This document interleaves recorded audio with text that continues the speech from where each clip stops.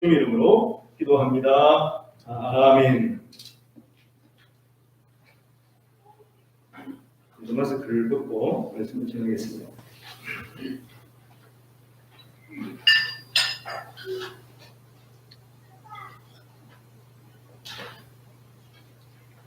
네, 오늘 종료주일입니다. 종료주일 다 아시죠? 오래간만에 교회가 이렇게 또 성도들이 가득 찬 것 같아요. 물론 거리두기를 하고 예배를 합니다만 우리 성도님들 코로나 때문에 여러 가지 어려운 상황에 있지만 또 예배하고 또 기도함으로 말미암아서 또 그 은혜와 복을 누리게 되는 줄로 믿습니다. 우리가 큰 소리로 인사는 못하지만 주위를 한번 돌아보면서 목내로라도 인사를 좀 나누시면 좋겠습니다. 한번 주위를 돌아보십시오. 주사님께 수술도 하고 오시고 또 조한이 아빠가 이렇게 저기 도로와 로이 아빠도 이렇게 있습니다. 어린 생명들이 교회에 함께 와서 함께 은혜를 나누는 것이 봄에 약동하는 이 계절에 우리가 더욱더 기뻐하는 것과 마찬가지로 하나님께서 우리 생명들을 보시고 예수님께서 어린이들이 내 옆에 오는 것을 금하지 말라고 하셨잖아요. 사실은 우리도 그런 어린이의 심정으로 이 시간 하나님 앞에서 말씀을 드리는 줄로 믿습니다. 종료주일은 예수님께서 예루살렘 성에 입성하신 것을 기념하는 주일입니다. 예수님께서 만왕의 왕으로 예루살렘 성에 입성하실 때에 어린 나귀를 타셨습니다.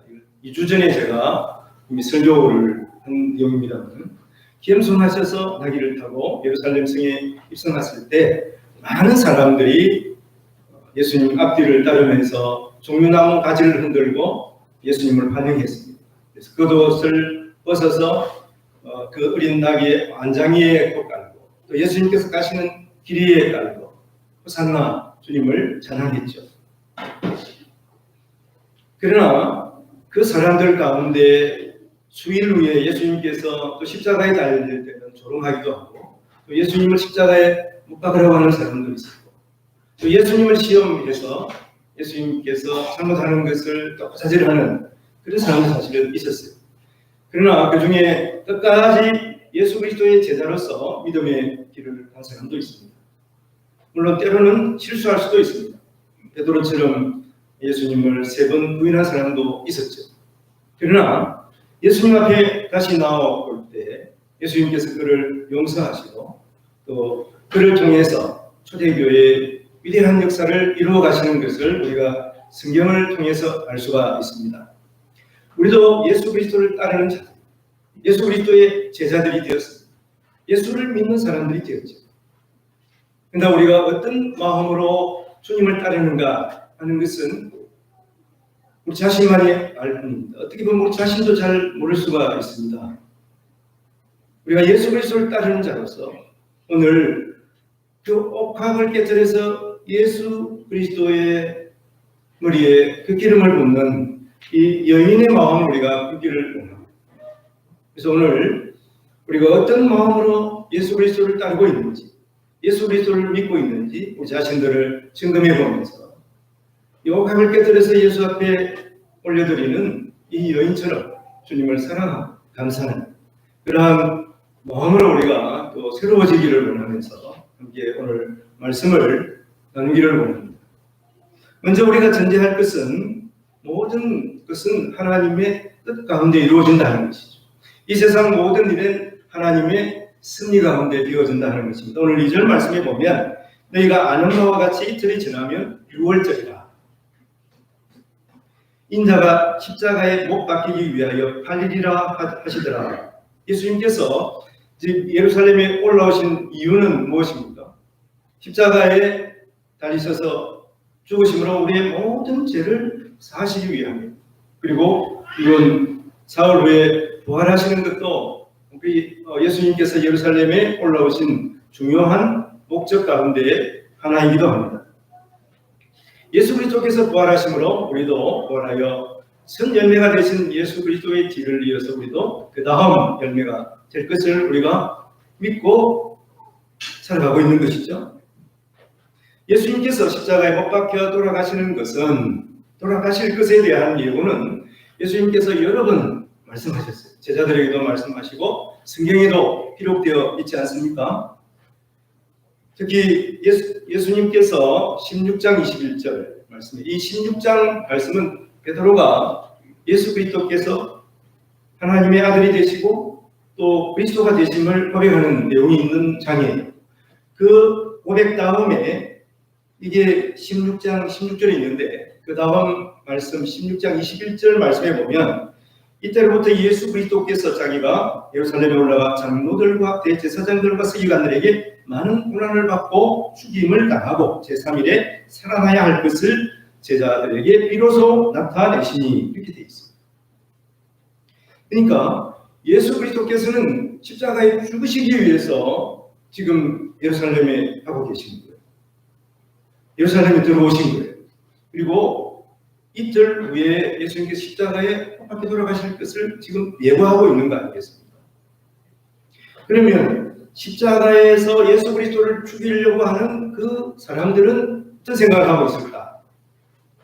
오늘 3절 5절에 보면 이런 말씀이 있습니다. 그때 제사장들과 백성의 장로들이 가야바라 하는 대제사장의 관정에 모여 예수를 흉계로 잡아 죽이려고 운원하되 말하기를 밀란이 날까 하노니 명절에는 하지 말자. 정작 예수 그리스도를 십자가에 잡아 죽이려고 하는 그 사람들은 밀란이 날까 봐서 그게 두려워가지고 이번 명절에는 예수를 죽이지 말자. 이렇게 서로가 모의를 한 거예요. 예수 그리스도를 죽이려고 하는 사람이 이번에 하지 말자. 포기했으면 당연히 예수 그리스도는 이번 6월절에는 하여튼 십자가에서 죽지 말아야 하잖아요. 죽이고자 하는 사람이 없잖아요. 자, 그런데 어떤 상황이 벌어졌습니까? 우리가 아는 대로 예수님께서 이틀 후에 십자가에 못 박혀 돌아가셨어요. 예수님께서 예고하신 대로, 예언하신 대로 그대로 된 것입니다. 어떻게 이런 일이 이루어졌습니까? 정작 예수님을 죽이려고 하는 이 대제사장과 백성의 장로들은 예수님을 이번에는 죽이면 안 되겠다. 그렇게 했는데 가룟 유다가 대제사장들을 찾아가서 여건을 만들고 이번 명절에 예수 그리스도 십자가에 못 박도록 이렇게 여건을 만들어주는 거예요. 그 말씀이 14절 16절에 있습니다.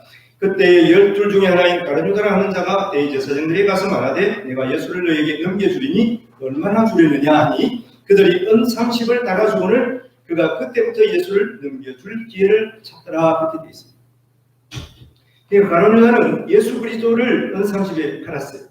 그리고 그 이후 어떻게 됐습니까? 분호를 정해가지고 신호를 만들어서 내가 새벽에 아니죠 한밤중에 예수님이 기도하고 있는 것을 아는데 그러니까 겟세마네 동산이 그 중에서 내가 키스하는 그 사람이 바로 예수니까 예수를 잡아서 가면 됩니다. 신문하면 됩니다. 그런 거예요. 그래가지고 겟세마네 동산에서 예수 그리스도의 하여튼 볼에 키스를 하지 않습니까?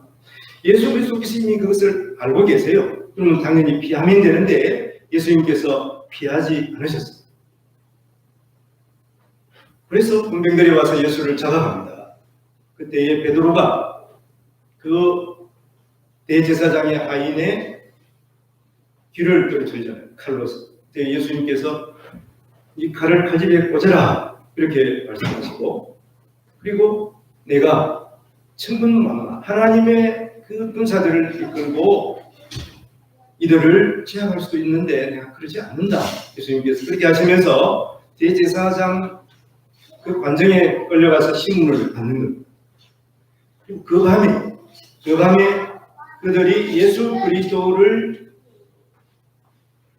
신성 모독죄와 성전 모독죄로 빌라도에게 고발을 하고 빌라도에게 간 예수 그리스도가 결국은 빌라도의 재판에서 빌라도가 십자가형을 인도함으로 말미암아서 예수 그리스도가 십자가에 못 박혀 돌아가시는데 그게 그 다음 날 아침 9시에 그래서 이 사건을 이 세 개의 재판 가운데 가장 억울한 재판이다. 이렇게 학자들은 말하고 있습니다. 왜 그렇습니까? 사형을 언도했는데 가장 신속하게 한밤중에 그것을 언도하고 그래도 며칠 말미를 줘야 될 거예요. 그러나 아침 한 6시나 7시쯤에 언도를 하는 게 사형 언도를 하는 게 어디 있습니까? 그리고 아침 9시에 그날 사형 집행을 하는 경우가 세상에 어디 있겠습니까? 가장 신속하게 가장 억울하게 예수님은 십자가형을 당하신 것입니다. 그리고 얼마나 참담한 일이고 얼마나 억울한 일이고 예수님께서 왜 그렇게 하셨을까요? 그것은 바로 우리의 죄를 사하시기 위해서 그리고 아버지 하나님의 뜻에 순종하기 위해서 예수님께서 그렇게 하신 것입니다. 이 모든 이런 하나님의 섭리 가운데서 진행이 된 것이죠. 그럼 그 상황이 너무 억울해요. 그 상황이 너무 슬퍼요. 그렇지만 그게 하나님의 뜻이 있습니다. 이것은 바로 온 인류를 구원하시기 위한 하나님의 계획이고 또 하나님의 비밀인 것입니다. 우리도 그런 경우를 꼭 당할 수가 있습니다. 물론 예수님이 당하신 그러한 억울한 일은 당하지 않을 수도 있습니다만은 우리가 어려운 일을 당하고 억울한 일을 이 땅에 살아가면서 당할 수가 있지 않겠습니까? 그때 먼저 생각할 것은 이 일도 하나님의 승리 가운데 있다 하는 것이죠. 그리고 우리를 위해서 십자가 지신 우리 죄 때문에 십자가를 지신 그 억울한 순간을 참으신 예수 그리스도를 생각하면서 또 참아야 됩니다. 우리도 인내해야 한다는 것입니다. 예수님이 불법으로 사형을 당하시는 것도 하나님의 뜻이 있다면 우리가 당하는 어려움도 당연히 하나님의 뜻이 있는 것을 우리가 알아야 합니다. 우리가 알 수 없는 경우도 하나님의 기쁘신 뜻이 그 안에 있다는 것을 우리가 명심하면서 살아가야 하는 것입니다.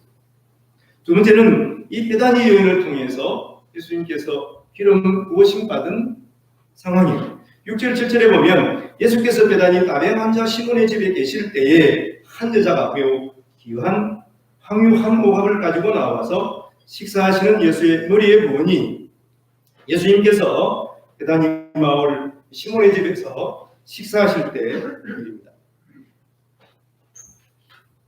한 여인이 와서 옥합을 깨뜨려서 황유를 예수의 머리에 부었습니다. 우리가 잘 아는 대로 베다니 마을은 나사로와 또 마리아가 살고 있는 곳이잖아요. 거기에서 어떤 일이 벌어졌습니까? 예수님께서 죽은 지 나흘이 된 나사로를 살린 것이에요. 그리고 예수님께서 간혹 그곳에 들리셔서 또 마리아 마르다가 만든 음식도 드시고 또 말씀도 전하시고 마치 친구처럼 지낸 바로 그곳이 베다니인 것입니다. 자, 거기에서 오늘 이 황유옥합을 깨뜨려서 예수의 머리에 부은 일이 일어나게 된 것인데 그 곳이 나병 환자 시몬의 집이라고 그렇게 말하고 있습니다. 그리고 이 일은 우리가 추측컨대 예수님께서 나사로를 살리시잖아요. 그래서 이제 예수님께서 그곳에 오셨으니까 마을 잔치가 열린 것 같아요. 죽은 자가 살아났으니까 얼마나 기쁘겠습니까? 그래서 그러면 당연히 나사로의 집에서 잔치가 벌어져야 될 건데 왜 오늘 보는 것과 마찬가지로 나병 환자 시몬의 집에서 이런 잔치가 열렸을까? 이 나병 환자 시몬은 예수님께서 고쳐주신 그런 환자였던 것 같아요. 나병 환자였던 것 같아요. 그리고 아마 시몬의 집이 이 나사로의 집보다 더 크고 좀 넓었던 것 같아요. 그래서 마을 잔치를 하니까 이 베다니 시몬의 집에서 잔치를 한 것 같습니다. 마가복음 14장 15절에 보면 이 황유를 300데나리온 이상에 팔아 가난한 자들에게 줄 수 있었겠도다 하며 그 여자를 책망하는지라 이렇게 되어 있는데 이 300데나리온 하면 어른 한 사람의 하루 품삯이 1데나리온이거든요. 그러니까 지금으로부터 한 10만 원 정도 하지 않겠습니까? 최소한. 그러니까 300데나리온이면 성인 남자의 1년 연봉에 해당되는 거예요. 근데 이 여인이 그 항유병을 깨뜨려서 예수의 머리에 그 기름을 부었다고 하는 것이죠. 얼마나 귀한 이 기름인데 이것을 그냥 소비한 것처럼 이렇게 말하고 있는 것입니다. 요한복음 12장에 보면 3절에 오르되 마리아는 지극히 비싼 향유 곧 순전한 나다 한 문을 가져다가 예수의 발에 붓고 자기 머리털로 그의 발을 닦으니 향유 냄새가 집에 가득하더라. 또 제자 중 하나로서 예수를 팔아줄 가룟 유다가 말하되 이 향유를 어찌하여 300데나리온을 팔아 가난한 자들에게 주지 아니하였느냐 이렇게 말하고 있습니다. 그러니까 이 여인은 마리아였던 것 같아요. 물론 다른 사건이 좀 있습니다만은 여러 가지 상황으로 봐서 이 마리아가 예수 그리스도의 머리에 향유 기름을 부은 사람으로 봅니다. 향유 기름을 머리에 부었지만 이제 머리에서 흘러내려서 발에까지 닿았죠. 마리아는 그 머리를 풀어서 그 머리털로 예수의 발을 닦았던 것이죠. 이 이후에 머리에 기름을 붓고 나서 쓰던 상황을 요한이 기록하고 있는 것이죠.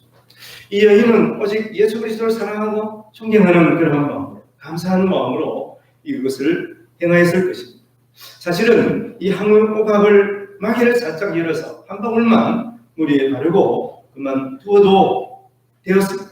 근데 굳이 병을 깨뜨릴 이유는 없었던 것이죠. 이 상황을 보면 좀 오해할 수도 있습니다. 이것을 우리가 이해하려면은 향수를 생각하면 돼요. 향수 조금만 열어도 좋은 냄새가 나지 않습니까? 한 방울만 이렇게 발라도 여튼 향내가 나잖아요. 근데 이 전체를 이렇게 붓는 것은 좀 문제가 있는 것 같지 않습니까? 실수한 것처럼 보이죠. 그리고 그 향유병을 열어서 깨뜨리고 예수의 머리에 부었다. 그러면은 예수의 머리가 어떻게 되겠습니까? 기름 범벅이 되었을 수도 있지 않겠습니까? 이렇게 우리가 생각할 수도 있습니다. 이 본문을 보면서 그런 생각을 할 수도 있고, 과연 예수의 머리에 기름을 바르면 되는데, 그것도 존경의 것인데 굳이 그 병을 다 깨뜨려서 그렇게 할 필요가 있는가? 우리가 이런 생각을 할 수도 있습니다. 흔히 우리가 하나님의 말씀을 전할 때도 우리가 모든 것을 들여서 주님 앞에 드려야 한다고 설교하는 경우가 많지 않습니까? 그러나 설교를 듣는 우리 입장에서는 굳이 그렇게 할 필요가 있겠는가? 우리도 먹고 살아야 되는데 이런 생각을 할 수도 있어요. 그게 잘못된 생각은 아닙니다만은 우리가 하나님 앞에 우리의 모든 것을 드린다고 하는 그 마음 자세가 중요한 것이죠. 그러나 이 여인은 실제로 자기의 모든 것을 바쳐서 주님 앞에 드리고자 하는 그 마음을 그대로 드러낸 것입니다. 그래서 오늘 말씀에 보면 제자들도 이 여인의 행위를 이해할 수가 없었어요. 오늘 8절 9절에 보면 제자들이 보고 분개하여 이르되 무슨 의도로 이것을 흡의하였느냐. 흡의했다고 말하는 것입니다. 차라리 비싼 값에 팔아 가난한 자들에게 줄 수 있었겠도다. 그것이 가난한 자들에게 주는 것이 또 옳은 일이 아니겠느냐. 그 비싼 것을 그냥 예수의 머리에 부어가지고 흡의를 했다고 이렇게 책망하고 있는 거예요. 이 여인의 순수한 마음을 드러낸 것인데 우리도 마찬가지 아니겠습니까? 우리도 그런 생각을 할 때가 많습니다. 우리가 주일에 예배하고 봉사하고 헌금하는 일에 대해서 세상 사람들은 이해하지 못하죠. 이해할 수가 없습니다. 왜 거기 가서 예배하면 돈이 생기냐? 밥이 생기냐? 왜 고생을 사서 하냐?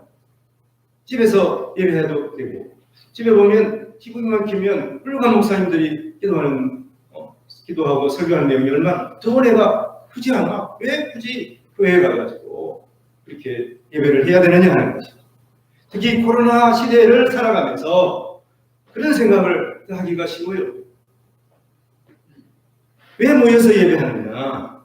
편하게 지금 휴대폰도 보고 지금 이 예배를 혹시 온라인으로 보고 계시는 분들에게는 좀 죄송한 말씀입니다.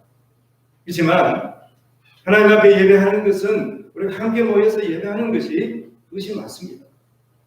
우리가 핑계대면서 다른 방법으로 온라인으로 예배를 봐도 괜찮지 않느냐? 그럼 어쩔 수가 없으면 그럴 수밖에 없어요. 어떻게든 하나님 말씀을 듣는 것이 더 중요하지만, 그렇지만 중요한 것은 본질은 뭐냐? 우리가 함께 모여서 성령 충만한 가운데 예배하는 것이 예배의 본질이다 하는 것입니다. 이것을 우리가 놓치면 안 되는 것이죠. 그러나 이 세상은 갈수록 편한 세상이 되어가고 있는 거예요. 또 사람들은 편한 것을 참, 우리 몸이 그렇게 만들어졌어요. 그래서 여러분 서 있으면 앉고 싶고, 앉고 있으면 앉아 있으면 눕고 싶고, 누우면 자고 싶은 것이 우리의 몸은 그렇게 오요.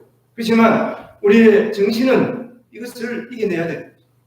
몸이 원하는 대로 따라가면 결국 우리가 병들고 말 거예요. 그래서 어떻게 하든지 몸을 잘 관리해서 건강하게 우리가 살아가야 합니다. 하나님께서 이렇게 어마어마하게 우리를 지으셨어요. 그래서 우리가 몸이 원하는 대로, 육체가 원하는 대로 따라가면 안 되는 것입니다. 우리가 하나님의 백성으로서 우리는 하나님의 말씀을 따라가는 사람인 것을 잊지 말아야 합니다. 그래서 현대인들은 편한 것을 찾아가다가 병들어가는 거예요. 성도들도 마찬가지입니다. 편한 교회 봉사하지 않고 하나님 앞에 헌금하지 않고 부담 없는 것을 찾아가게 되면 여러분 그 신앙이 결국은 병들어버리는 거예요. 나를 주목하지 않는 곳에서 스스로 편안함을 느끼려고 하는 것은 잘못입니다. 그러다가 신앙이 죽어가는 거예요. 예수님께서 이 마지막 때를 예견하시면서 인자가 올 때 그때 참 믿음을 보겠느냐 예수님께서 한장하신 것을 우리가 기억해야 합니다. 이런 모습, 편안하려고 하는 모습들은 하나님이 없이 살고 있다는 것을, 하나님을 의식하지 않고 살고 있는 것을 스스로 증명하는 거예요. 하나님은 살아계시고 하나님께서는 우리 모든 것을 알고 계시되 우리 마음도 알고 계세요. 그리고 여러분 마지막은 하나님께서 우리를 계산하고 계시는 것입니다. 그리고 우리의 삶을 마감할 때, 우리의 호흡이 끝나는 순간 하나님 앞에서, 하나님의 심판대 앞에서 우리는 하나님 앞에 결산해야 하는 것이죠. 오늘 우리 말씀을 듣고 우리 성도님들이 좀 깨우치기를 바랍니다. 어떻게든지 주님 앞에 헌신하기로 각오하시기를 원합니다. 하나님 앞에 온전한 11조를 드리기로 결심하기를 원합니다. 그리고 하나님 앞에 계산하고 하는 행동을 우리가 피해야 하는 것입니다. 우리가 흔히 잘못하면 하나님 앞에 계산하게 됩니다.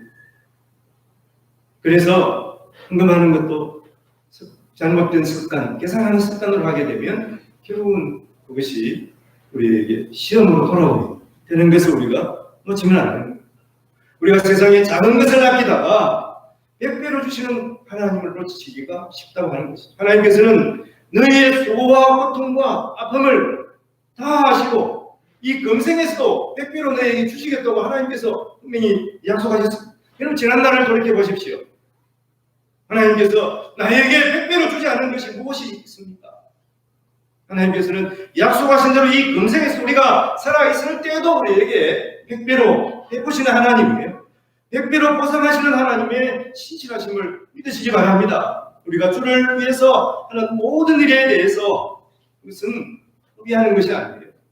그리고 허비라고 생각하면 거룩한 낭비일 수도 있습니다만 그 일을 결국은 후회하지 않게 되는, 하나님을 위해서 내가 애쓰고 수고한 것은 하나님께서 반드시 갚아주시는 것입니다. 오늘 말씀에서 주님을 위해서 이 여인이 큰 일을 행하는 것을 직전하는 것을 볼 수가 있습니다. 10절 11절에 보면 예수께서 하시고 그들에게 이르시되 너희가 어찌하여 이 여자를 괴롭게 하느냐, 그가 내게 좋은 일을 하였느니라. 가난한 자들은 항상 너희와 함께 있거니와 나는 항상 너희와 함께 있지 않느니라 말씀하고 있습니다. 예수님은 이 제자들이 이렇게 이 여인을 꾸짖음하는 것에 대해서 정반대로 이 여인을 칭찬하는 거예요. 이 일이 내 장례를 준비하는 것이다, 이렇게 말합니다. 여러분 그리스도라고 하는 의미는 기름 부음을 받은 자이거든요. 구약 성경에 보면 기름 부음 받은 자는 왕과 그리고 제사장 그리고 선지자예요. 사무엘서에 보면 사무엘 선지자가 다윗에게 가서 기름을 부어서 왕으로 세우지 않습니까? 그리고 모세가 아론에게 기름을 부어서 대제사장으로 세우는 걸 볼 수가 있어요. 그리고 엘리야가 엘리사에게 기름을 부어서 선지자 직책을 맡기시는 걸 볼 수가 있습니다. 그래서 원래 왕은 왕궁에서 기름을 부어야 되죠. 그리고 대제사장은 성전에서 기름을 부어야 되지 않겠습니까? 그리고 선지자는 선지학교나 그런 데서 기름을 부어야 될 거예요. 그런데 구약 성경에 보면 특히 사무엘이 목동인 다윗을 찾아가서 왕이 될 다윗을 찾아가서 그 베들레헴 목동 다윗에게 기름을 붓는 걸 볼 수가 있습니다. 그런 의미에서 보면 예수님께서 지금 이 초라한 마을 베다니 예루살렘도 아니에요. 그 초라한 작은 마을 이 베다니에서 만왕의 왕이신 예수님께서 지금 이름도 잘 모르는 마리아라고 할 수도 있겠습니다만 그 여인에게서 기름 부음을 받는 내용이에요. 그러나 제자들은 그것을 모르고 지금 그것을 낭비로 여겼습니다. 그래서 이 만왕의 왕이신 예수 그리스도에게 기름 부음 그것을 항의하는 그러한 일을 하고 있는 거예요. 왜 그것을 예수의 머리에 기름을 부어 그것을 차라리 그것을 팔아서 가난한 자들에게 주면 그게 얼마나 유익이겠느냐 이렇게 말하고 있는 것이죠. 예수님께서 뭐라고 말씀하십니까? 가난한 자들은 항상 너희에게 있을 것이다. 가난한 자들은 너희가 도울 수 있지만 만왕의 왕 예수 그리스도의 이 왕의 대관식에 기름 부은 그 영광의 자리, 그 영광의 자리를 누가 차지한 것입니까? 이 여인이 차지한 것이에요. 물론 요한복음에는 이 여인의 이름이 있습니다만은 이 공간복음에서는 일부러 마태가 그 이름을 뺐는지도 모릅니다. 물론 여기에 대해서 여러 가지 설이 있어요. 나사로라는 이름도 요한복음이 있습니다. 그래서 만일에 이 이름이 하여튼 알려지면 이 사람들이 여러 가지로 손해를 볼 것 같으니까 마태복음이나 이런 공간복음의 이름을 기재 안 했다 이런 얘기도 있습니다. 왜냐하면 요한복음이 제일 나중에 기록되었잖아요. 이것은 이미 소문이 다 나고 알기 때문에 요한이 기록했을 것이다 이렇게 이야기합니다. 12절에 보니까 이 여자가 내 몸에 이 향유를 부은 것은 내 장례를 위하여 함입니다. 물론 이 기름 부음이 왕의 대관식도 되겠습니다만은 특별히 오늘 예수님은 내 장례를 위해서 그렇게 했다고 말씀하고 계시는 거예요. 만왕의 왕이신 예수님이 또 참 선지자로서 복음을 전하시고 또 온전한 우리를 위한 대제사장이 되셔서 자신이 단번에 죽으심으로 장례 예식을 치르는 거 아니겠습니까?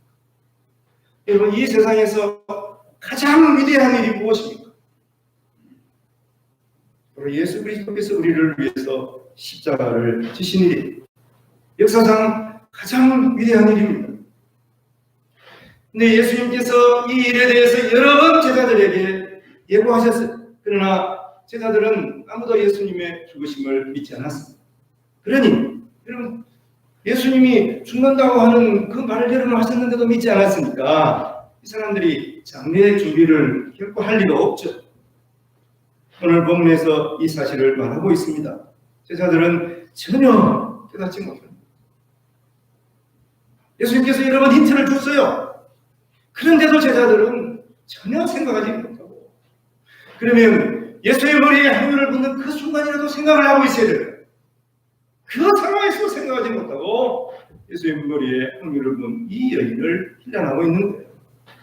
그리고 제자들이 얼마나 무지하고 주님의 마음조차 헤아리지 못하고 3년 동안 예수님을 따라다녔는데 예수님의 수제자, 예수님의 제자 그러면서도 예수님의 마음을 모르고 있는 이 제자들 어떻게 보면 오늘을 우리가 그리스도인이라고 하면서 살아가고 있는 우리의 모습이 아닙니다.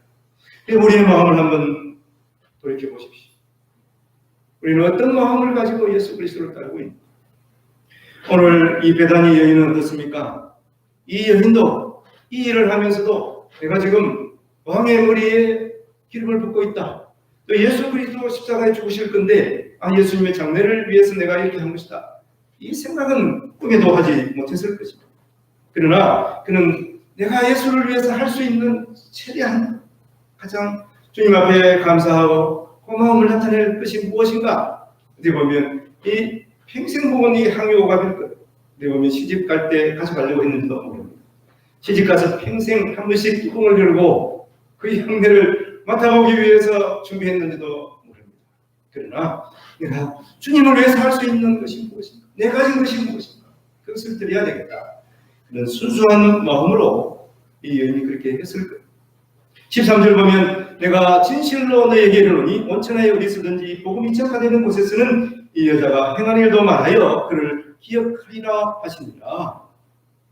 이 여인은 그렇게 감사의 포인트로 했습니다만은 이것이 왕이 택하시기고 이것이 인류를 위해서 가장 큰 일을 하신 예수 그리스도의 장례를 준비한 일이 된 것입니다. 그렇습니다. 때로는 우리 하나님께서 성령 하나님을 통해서 우리에게 감동하실 때가 있습니다. 여러분 그때가 하나님 앞에 영광을 돌릴 기회입니다.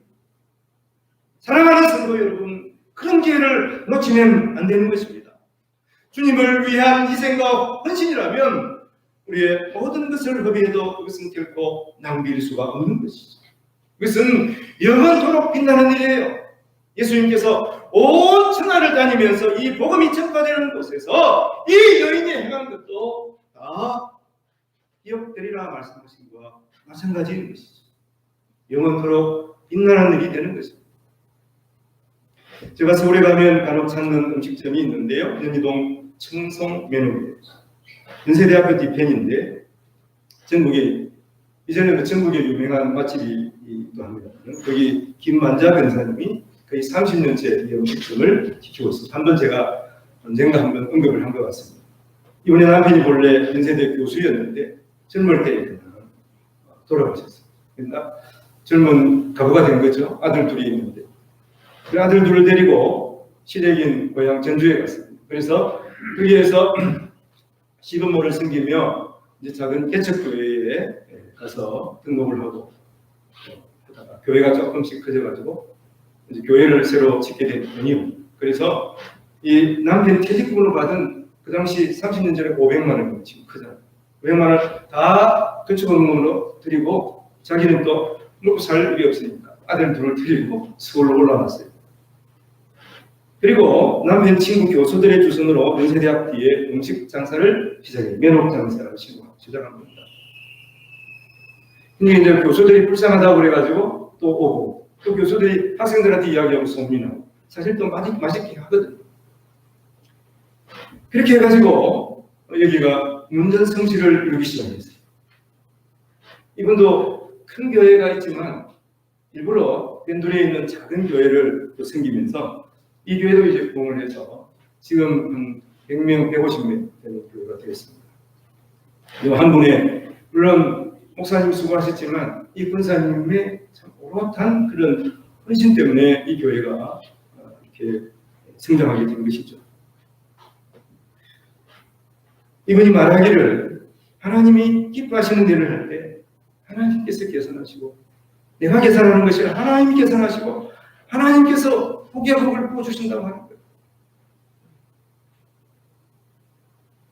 오늘 말씀 요한복음 12장 3절에 보면 마리아는 지극히 비싼 향유 곧 순전한 나도 한 그릇을 가져다가 예수의 발에 붓고 자기 머리털로 그의 발을 닦으니 향유 냄새가 집에 가득 가득하다. 이 여인의 헌신과 희생이 온 세상에 예수의 향기를 진하게 풍겨내는 거예요. 그러므로 주님을 위한 일, 우리의 인간적인 머리로 계산하면 안 되는 것입니다. 하나님 우리에게 행하신 사랑과 예수 그리스도의 지극한 희생을 생각하면서 우리는 감사함으로 기쁨으로 행해야 하는 것이죠. 예수 그리스도의 왕되심과 우리를 위해서 십자가의 죽으심을 우리도 증거하면서 그것을 기념하고 찬양하며 하나님 앞에 영광 돌리며 살아가는 우리 성도들의 남은 삶이 되시기를 주님의 이름으로 축원을 드립니다. 기도하겠습니다. 하나님 아버지, 베다니의 이 여인은 마음에 감동을 받아서 귀한 보합을 깨뜨려 그 향유를 예수 그리스도의 머리에 부었습니다. 이 일에 대해서 제자들은 분노하며 빌라냈습니다. 그러나 이 일이 왕의 대관식과 장례를 준비하는 일이 되었습니다. 오늘도 성령이 감동하실 때 주님께 은신하게 하셔서 그리스도의 대관식과 온 세상을 위하여 희생하시는 주님의 위대하신 일에 동참하게 하여 주시옵소서. 하나님 앞에 영광 돌리는 예수 그리스도의 제자들이 되게 하여 주시기를 원하옵고, 우리를 주에서 구원하신 우리 구주 예수님 이름으로 감사하며 기도합니다. 아멘. 우리 함께 읽으셔서 찬송 533장 함께 부릅니다.